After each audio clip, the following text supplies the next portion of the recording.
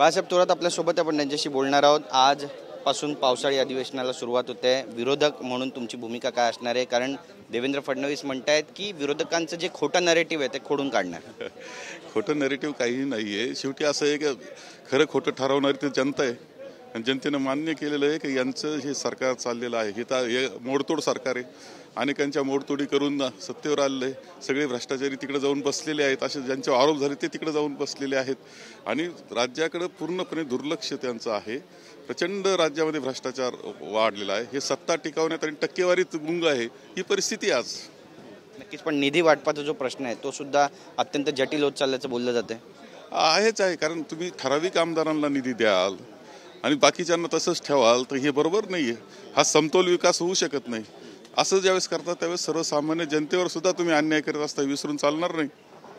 नक्कीच, मुख्यमंत्र्यांचा जो चेहरा आहे त्यावर आता निवडणूक लढवणं सोपं जाणार नाही असं म्हणतायत। आता तुम्ही सुद्धा मानता याला?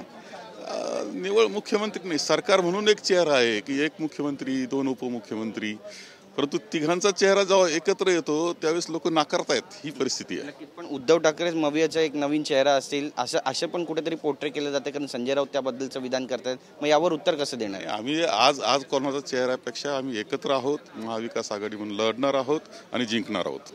नक्कीच, मुख्यमंत्री पदाचा कुठलाही चेहरा अजून ठरलेला नाही त्याची चर्चा आम्ही करीत नाही। महाविकास आघाडी म्हणूनच आम्ही ही निवडणूक लढवणार आहोत। नक्कीच, एक महत्त्वाचा प्रश्न तुम्हाला विचारायचा आहे। ज्या पद्धतीनं महाराष्ट्रामध्ये अराजक माजतंय, पुणे ड्रग प्रकरण असू द्या किंवा शेतकऱ्यांच्या कणपटीवरती बिल्डरने बंदूक ठेवल्याचा प्रकार असू द्या, याकडे कसं पाहता? दुर्दैवाने शांतता सुव्यवस्था या राज्याची पूर्णपणे धोक्यात आलेली आहे।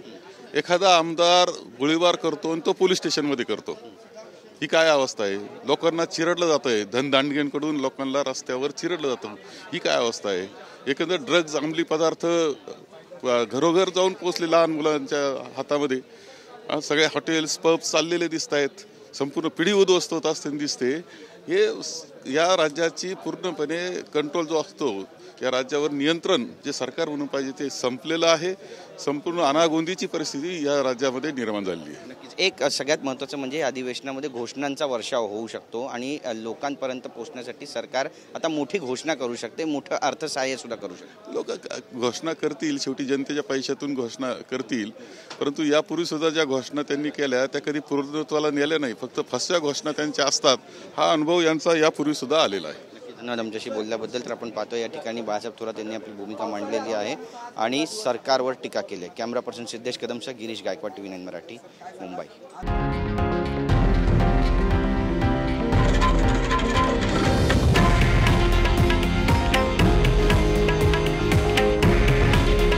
हे आहे देशातील नंबर 1 न्यूज नेटवर्क आणि आपण पाहत आहात TV9 मराठी।